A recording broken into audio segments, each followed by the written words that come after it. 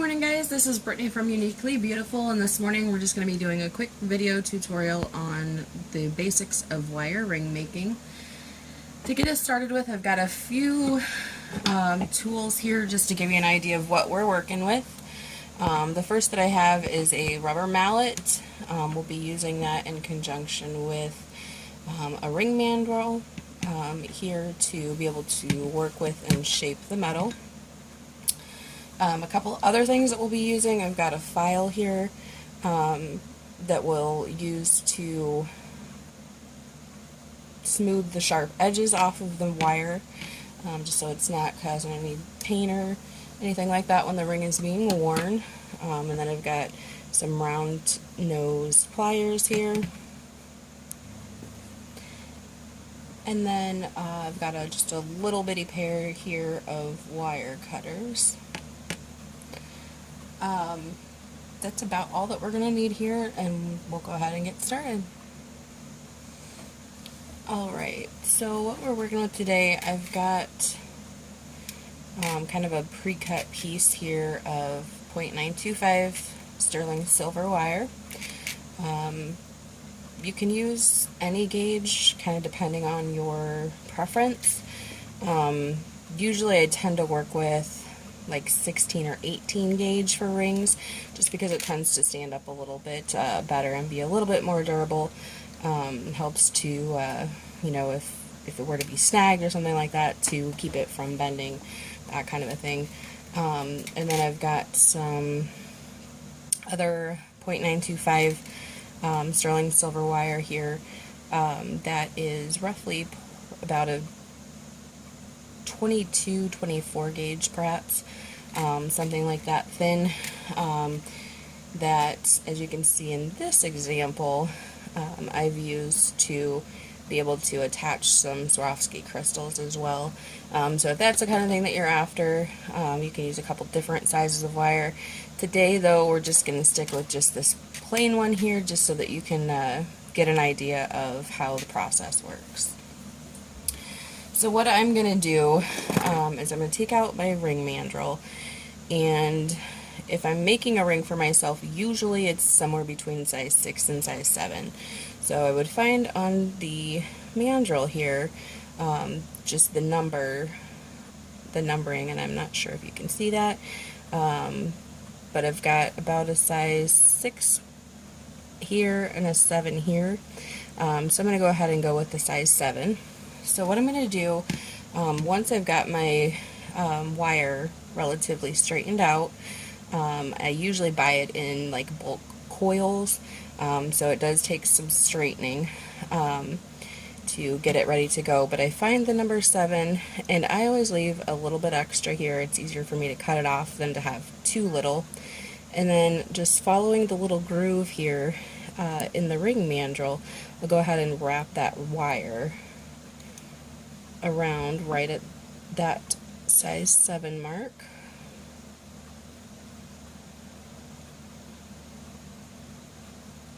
Alright, and ta-da, there we go. Pull it tight just a little bit more here. And then I'm going to just take the wire nippers, and again leaving some extra room, go ahead and cut off the extra here. Set that aside for now. Alright, so I've got that set right at the size 7, and I apologize for my dog barking in the background, but then what I want to do basically is just to get the ring to conform to the round shape of the mandrel. And I'm going to just take my rubber mallet here and very carefully tap against this wire, against that mandrel here, and this will also help with hardening the wire. I don't want to go across this back edge right here because it does have a ridge, and pounding against that is going to leave a dent in the wire. So I like to just turn the wire around and keep using the same curved edge going all the way around. Alright, so taking the ring off that we've been working with here, you can see I've got, you know, a pretty uniform round shape here. Now if you don't happen to have a ring mandrel, there's definitely other options for you as well. I like to try to find creative ways to make things work if I don't have all the tools that are always necessary. So sometimes I mean things like a chapstick. You can see this one's a little bit small. But you know, depending on your ring size, that might work for you. Another option I found, you know, things like just the head of the rubber mallet. Sometimes if you have like a little tack hammer, something like that, that can work relatively well as well, especially if it's the metal kind, because when you do tap on it, again, like I was saying earlier, it does help to harden the wire and give it a little more durability. So going from there, we have to decide, you know, what we want our ring to look like. So if we're doing something similar to what I have here, my next step then would be to begin to curve out these edge wires. Now, it's definitely preferred, you know, working with soft metals like this, that you use something that does have like a coating on it. These ones you can see are very well loved. There's lots of grooves in them. But you can just take those if you don't have the rubber tipped round nose pliers. You can also just use the regular ones. Sometimes if you use like a cloth or something between the material and your wire, or between the wire and the tool that you're working with, that can help prevent scratches and that kind of a thing as well. But what I'm doing here, as you can see, is just starting to bend these ends around.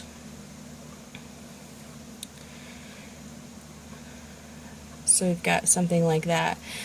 So the next thing then is just taking the wire nippers. We're going to cut off these little extra ends. Then just cutting this other side as well.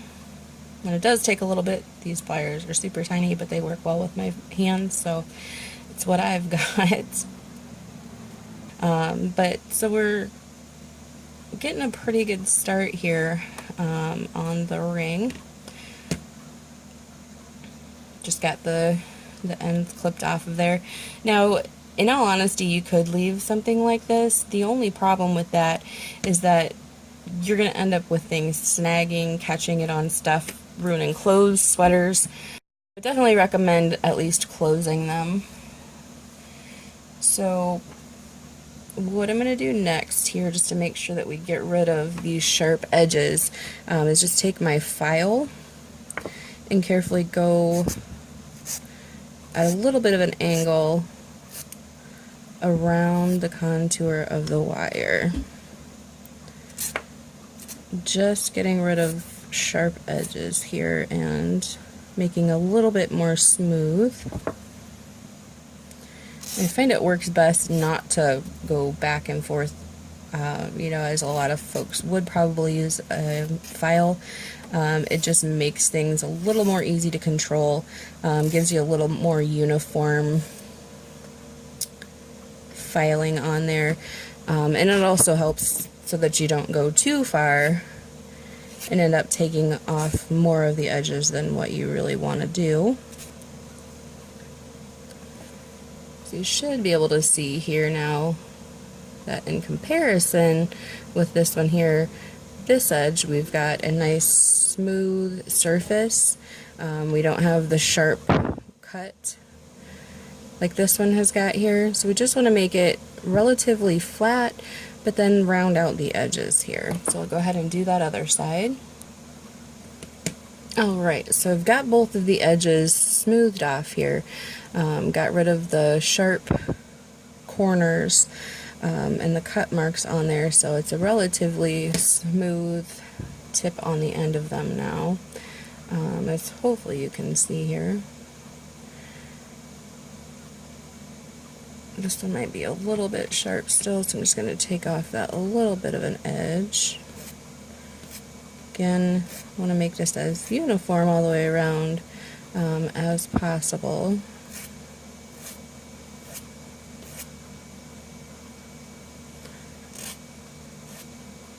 Again, going at an angle because I don't want to go straight across up and down here because you're still going to end up with some kind of sharp edges. It works best just to kind of round them off a little bit. And then just take the file along the edge here, smooth it out a little bit more.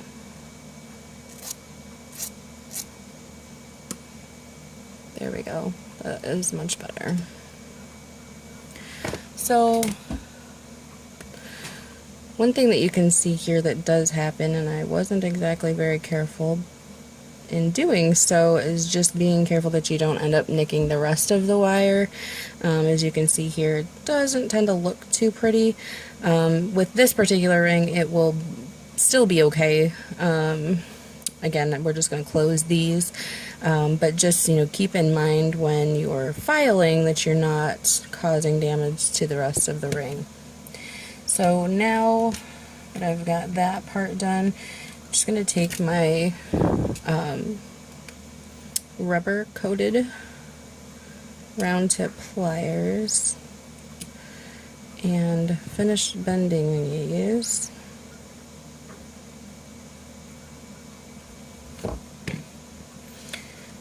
Another one that I forgot to mention in the beginning, but these are also very handy as well, to kind of just pinch these closed. Again, they have the rubber coating on them to help protect the wire from damage. And I like to use them just to finish these off. And at least that way I can kind of shape the way things are working out a little bit better. So that's the basics of the ring. From there, there's several different things that you can do as far as finishing up and hardening the ring. Again, you can pop it back on the mandrel. Just in working with it, you can see this one's about a size bigger than what we had originally planned on. So if you just move it back down and squeeze those wire edges, you can kind of pinch it closed a little bit more here. And again, I just use these to kind of help shape it. I want to make sure that it's as even going across as possible. Slip it back on, and that's pretty close. So if there's too much bending, or if your ring is too much out of shape by the time that you are finished with the ends, again, just take your rubber mallet and go around the edges here, just twisting the ring. And even if it's not out of shape, I would recommend doing so anyhow.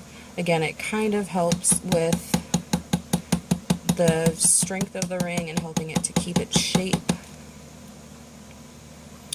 And then with these, I just want to pinch it close,